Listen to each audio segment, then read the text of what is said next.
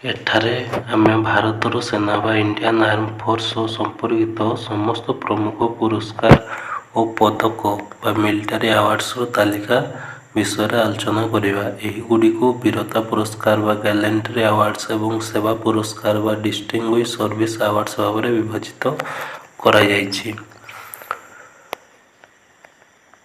ଭାରତର ସେନା ସହ ସମ୍ବନ୍ଧିତ ସମସ୍ତ ପୁରସ୍କାର। All army defence awards in India. ବୀରତା ପୁରସ୍କାର ଗ୍ୟାଲେଣ୍ଟ୍ରି ଆୱାର୍ଡ଼ସ। ଏହା ଦୁଇ ପ୍ରକାରର, ଯୁଦ୍ଧକାଳୀନ ବା ୱାର୍ ଟାଇମ୍ ଗ୍ୟାଲେଣ୍ଟ୍ରି ଆୱାର୍ଡ଼ସ ଏବଂ ଶାନ୍ତିକାଳୀନ ବା ପିସ୍ ଟାଇମ୍ ଗ୍ୟାଲେଣ୍ଟ୍ରି ଆୱାର୍ଡ଼ସ। ଯୁଦ୍ଧକାଳୀନ ଆୱାର୍ଡ଼ସ ଗୁଡ଼ିକ ହେଲା ପରମବୀର ଚକ୍ର, ଯାହାକି ଆମକୁ ସର୍ବୋଚ୍ଚ ଯୁଦ୍ଧ ବୀରତା ପୁରସ୍କାର ରୂପେ ଦେଇଥାଉ। ଶତ୍ରୁ ସହ ସଂଘର୍ଷ ସମୟରେ ଅସାଧାରଣ ସାହସ ପାଇଁ ଦିଆଯାଇଥାଏ। ପ୍ରଥମ ପ୍ରାପ୍ତ ବା ମେଜର ସୋମନାଥ ସରକାର ପାଇଥିଲା ଏହାକୁ ପ୍ରଥମେ। ତାପରେ ଆସିବ ମହାବୀର ଚକ୍ର, ଦ୍ୱିତୀୟ ସର୍ବୋଚ୍ଚ ଯୁଦ୍ଧ ବୀରତା ପୁରସ୍କାର। ବୀର ଚକ୍ର, ତୃତୀୟ ସର୍ବୋଚ୍ଚ ବୀରତା ପୁରସ୍କାର। ଶାନ୍ତିକାଳୀନ ଗ୍ୟାଲେଣ୍ଟ୍ରି ଆୱାର୍ଡ଼ସ ହେଲା ଆମର ଅଶୋକ ଚକ୍ର, କୀର୍ତ୍ତି ଚକ୍ର, ଆଉ ଗୋଟେ ହେଲା ସୂର୍ଯ୍ୟ ଚକ୍ର। ଅଶୋକ ଚକ୍ର କାହାକୁ ଦିଆଯାଏ? ସର୍ବୋଚ୍ଚ ଶାନ୍ତିକାଳୀନ ବୀରତା ପୁରସ୍କାର ପାଇଁ ଦିଆଯାଏ। ଅସାଧାରଣ ସାହସିକତା ଓ ବୀରତା ପାଇଁ ଅଶୋକ ଚକ୍ର ଦିଆଯାଏ। କୀର୍ତ୍ତି ଚକ୍ର ଦ୍ୱିତୀୟ ସର୍ବୋଚ୍ଚ ଶାନ୍ତିକାଳୀନ ବୀରତା ପୁରସ୍କାର। ସୂର୍ଯ୍ୟ ଚକ୍ର ତୃତୀୟ ସର୍ବୋଚ୍ଚ ଶାନ୍ତିକାଳୀନ ବୀରତା ପୁରସ୍କାର ପାଇଁ ଦିଆଯାଇଥାଏ। ସେବା ପୁରସ୍କାର ବା ଡିଷ୍ଟିଂଗୁଇଶ୍ ସର୍ଭିସ୍ ଆୱାର୍ଡ଼ସ। ସାଧାରଣ ସେନା ସେବା ପଦକ ତାଙ୍କୁ ଦିଆଯାଇଥାଏ ସେବା ପୁରସ୍କାର। ତ ପରମ ବିଶିଷ୍ଟ ସେନା ପଦକ କାହାକୁ ଦିଆଯାଇଥାଏ? ସର୍ବୋଚ୍ଚ ଶାନ୍ତିକାଳୀନ ସେନା ସେବା ପୁରସ୍କାର। ଅତି ବିଶିଷ୍ଟ ସେନା ପଦକ ବି ମଧ୍ୟ ସାଧାରଣ ସେନା ସେବା ପଦକଙ୍କୁ ଦିଆଯାଇଥାଏ। ବିଶିଷ୍ଟ ସେନା ପଦକ ମଧ୍ୟ ତାଙ୍କୁ ଦିଆଯାଇଥାଏ। ଅନ୍ୟ ସେନା ସମ୍ବନ୍ଧୀୟ ପଦକ ଓ ପୁରସ୍କାର ଗୁଡ଼ିକ ହେଲା ସେନା ମଡେଲ, ଯେଉଁଟାକି ବୀରତା କିମ୍ବା ସେନା ସେବା ପାଇଁ ଦିଆଯାଇଥାଏ। ନୌସେନା ପଦକ ନୌସେନା ସଦସ୍ୟଙ୍କୁ। ବାୟୁସେନା ପଦକ ଦିଆଯାଇଥାଏ ବାୟୁସେନା ସଦସ୍ୟଙ୍କୁ।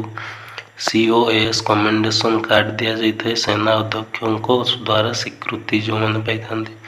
ମେନସନ୍ ଇନ୍ ଡିସ୍ପାଚେସ୍, ଯୁଦ୍ଧ ସମୟରେ ସାହସିକତା ପାଇଁ ସ୍ମରଣ, ସେ ଉଦ୍ଦେଶ୍ୟରେ ଦିଆଯାଇଥାଏ। ସେନା ସାମ୍ୟିକ ବା ସେନା ସେବା ସମ୍ମାନ କାହାକୁ ଦିଆଯାଇଥାଏ? ଜେନେରାଲ ସର୍ଭିସ୍ ମେଡାଲ, ନିର୍ଦ୍ଦିଷ୍ଟ ସେନା କାର୍ଯ୍ୟ ପାଇଁ ଦିଆଯାଇଥାଏ। ସ୍ପେଶାଲ ସର୍ଭିସ୍ ମେଡାଲ, ବିଶେଷ ଅଭିଯାନରେ ଯୋଗଦାନ ପାଇଁ ଦିଆଯାଇଥାଏ। ଲଙ୍ଗ ସର୍ଭିସ୍ ମେଡାଲ, ଦୀର୍ଘ ସେନା ସେବା ପାଇଁ ଦିଆଯାଇଥାଏ। ଏହି ସମସ୍ତ ପୁରସ୍କାରର ଦାୟିତ୍ୱ କାହା ଉପରେ ଥାଏ? ରାଷ୍ଟ୍ରପତିଙ୍କ ଦ୍ୱାରା ଏହି ସମସ୍ତ ପୁରସ୍କାର ଦିଆଯାଇଥାଏ। କିଛି MCQ। ଭାରତୀୟ ସେନା ପୁରସ୍କାରର 20ଟି MCQ। ଭାରତର ସର୍ବୋଚ୍ଚ ବୀରତା ପୁରସ୍କାର କ'ଣ? ଅଶୋକ ଚକ୍ର, ବୀର ଚକ୍ର, ପରମବୀର ଚକ୍ର ବା କୀର୍ତ୍ତି ଚକ୍ର? ପରମବୀର ଚକ୍ର। ଅଶୋକ ଚକ୍ର କେଉଁ ପରିସ୍ଥିତିରେ ଦିଆଯାଏ? ଯୁଦ୍ଧ ସମୟ, ଶାନ୍ତିକାଳ, ଅଭିନୟ କ୍ଷେତ୍ର, ସାହିତ୍ୟ କ୍ଷେତ୍ର? ଶାନ୍ତିକାଳ। ମହାବୀର ଚକ୍ରର ଅନ୍ୟ ଦୁଇଟି ସହଯୋଗୀ ପୁରସ୍କାର କ'ଣ? ପରମବୀର ଚକ୍ର, ବୀର ଚକ୍ର, କୀର୍ତ୍ତି ଚକ୍ର, ଶୌର୍ଯ୍ୟ ଚକ୍ର। ଅଶୋକ ଚକ୍ର ସେନା ପଦକ, ଗୋଲ୍ଡ ମେଡାଲ ନା ସିଲଭର ମେଡାଲ? ପରମବୀର ଚକ୍ର ବା ବୀର ଚକ୍ର। ଶୌର୍ଯ୍ୟ ଚକ୍ର କେଉଁ ପ୍ରକାରର ପୁରସ୍କାର? ସାମାଜିକ ବୀରତା ନା ଶିକ୍ଷା ନା ସଙ୍ଗୀତ? ବୀରତା। ପରମବୀର ଚକ୍ର କେଉଁ ଦିନ ଦିଆଯାଏ? 15 ଅଗଷ୍ଟ, 26 ଜାନୁଆରୀ, 1 ଅକ୍ଟୋବର, 1 ଡିସେମ୍ବର? 26 ଜାନୁଆରୀ। ଯୁଦ୍ଧ ସମୟରେ ବ୍ୟବହୃତ ହେଉନଥିବା ବୀରତା ପୁରସ୍କାର କ'ଣ? ବୀର ଚକ୍ର, ମହାବୀର ଚକ୍ର, ପରମବୀର ଚକ୍ର, ଅଶୋକ ଚକ୍ର? ଅଶୋକ ଚକ୍ର। ସେନା ପଦକ କାହାକୁ ଦିଆଯାଏ? କଳାକାରଙ୍କୁ, ଆମ ସେନାର ସଦସ୍ୟଙ୍କୁ, ଶିକ୍ଷକଙ୍କୁ, ଅଭିନେତାଙ୍କୁ? ଆମ ସେନାର ସଦସ୍ୟଙ୍କୁ। ଅଶୋକ ଚକ୍ର, କୀର୍ତ୍ତି ଚକ୍ର, ଶୌର୍ଯ୍ୟ ଚକ୍ର ମାନେ କ'ଣର ସମ୍ପୃକ୍ତ? ଆମ ସଂସ୍କୃତି, ଶିକ୍ଷା କ୍ଷେତ୍ର, ଶାନ୍ତିକାଳ ବୀରତା ବା ଚଳଚ୍ଚିତ୍ର? ଶାନ୍ତିକାଳ ବୀରତା। ସେନା ସେବା ପାଇଁ ସର୍ବୋଚ୍ଚ ପୁରସ୍କାର କ'ଣ? ପରମ ବିଶିଷ୍ଟ ସେନା ପଦକ, ବୀର ଚକ୍ର, ଶୌର୍ଯ୍ୟ ଚକ୍ର, ଅଶୋକ ଚକ୍ର? ପରମ ବିଶିଷ୍ଟ ସେନା ପଦକ। ବାୟୁସେନା ମେଡାଲ କାହାକୁ ଦିଆଯାଇଥାଏ? ନୌସେନା, ବାୟୁସେନା, ଆର୍ମି ଆଉ ରେଲୱେ? ନୌସେନା, ବାୟୁସେନା। ନାଓସେନା ମେଡାଲ କାହାକୁ ଦିଆଯାଏ? ଏୟାରଫୋର୍ସକୁ, ନୌସେନାକୁ, ଟେରିଟୋରିଆଲ ଆର୍ମିକୁ, ପ୍ରଶାସନକୁ? ନୌସେନାକୁ। କିଏ ଏହି ସମସ୍ତ ପୁରସ୍କାର ପ୍ରଦାନ କରନ୍ତି? ରାଜ୍ୟ ସରକାର, ସୂଚନା ବିଭାଗ, ରାଷ୍ଟ୍ରପତି, ସେନା ଅଧ୍ୟକ୍ଷ। ରାଷ୍ଟ୍ରପତି। COAS କମେଣ୍ଡେସନ୍ କାର୍ଡ଼ କ'ଣ ପାଇଁ ଦିଆଯାଇଥାଏ? ବିଜ୍ଞାନ, ସାହିତ୍ୟ, ଉତ୍କୃଷ୍ଟ ସେନା ସେବା ବା ଅଭିନୟ। ଉତ୍କୃଷ୍ଟ ସେନା ସେବା। ମେନ୍ସନ୍ ଇନ୍ ଡିସ୍ପାଚେସ୍ କ'ଣ? ଏକ ଜଣାଶୁଣା ଚଳଚ୍ଚିତ୍ର, ଏକ ତଥ୍ୟପୂର୍ଣ୍ଣ ପତ୍ରିକା, ଏକ ବୀରତା ସ୍ମରଣ ପଦକ, ମନ୍ତ୍ରାଳୟର ଆଦେଶ। ଏକ ବୀରତା ସ୍ମରଣ ପଦକ।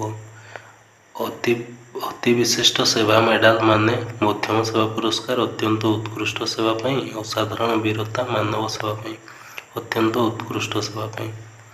ଜେନେରାଲ ସର୍ଭିସ ମେଡାଲ ଦିଆଯାଏ କାହାକୁ? ସାମାନ୍ୟ ଜଣାଶୁଣା ଲୋକଙ୍କୁ, ବୈଜ୍ଞାନିକ ଗବେଷକଙ୍କୁ, ନିର୍ଦ୍ଦିଷ୍ଟ ମିଶନରେ ଯୋଗଦାନ ପାଇଁ ଗାୟକଙ୍କୁ, ନିର୍ଦ୍ଦିଷ୍ଟ ମିଶନରେ ଯୋଗଦାନ ପାଇଁ। ଲଙ୍ଗ୍ ସର୍ଭିସ ମେଡାଲ ଦିଆଯାଏ କାହାକୁ? ଦିଆଯାଏ ଅନୁଷ୍ଠାନ ପାଇଁ, ଦୀର୍ଘସେନା କାର୍ଯ୍ୟାଭିଜ୍ଞତା ପାଇଁ, ନା ଏଣ୍ଟରଟେନମେଣ୍ଟ ପାଇଁ, ନା ଅଭିନୟ ପାଇଁ। ଦୀର୍ଘସେନା କାର୍ଯ୍ୟାଭିଜ୍ଞତା ପାଇଁ। ଭାରତର ସେନା ପୁରସ୍କାର ବିଷୟରେ ସୁରୁ କ'ଣ ଦିନରେ ହୁଏ? ମାନେ କେଉଁ ଦିନରେ ଷ୍ଟାର୍ଟ ହୁଏ? ଜନ୍ମାଷ୍ଟମୀ, ଦୀପାବଳି, 26 ଜାନୁଆରୀ, 2 ଅକ୍ଟୋବର। 26 ଜାନୁଆରୀ। ପରମବୀର ଚକ୍ର ଦେଉଥିବା ସବୁଠୁ ପ୍ରଥମ ସେନା ଜଣେ କିଏ? କପ୍ତାନ ବିକ୍ରମ ବତ୍ରା, ମେଜର ସୋମନାଥ ସରକାର, ଅବଦୁଲ ହମିଦ, ଅଜୟ ଦେବଗନ। ମେଜର ସୋମନାଥ ସରକାର।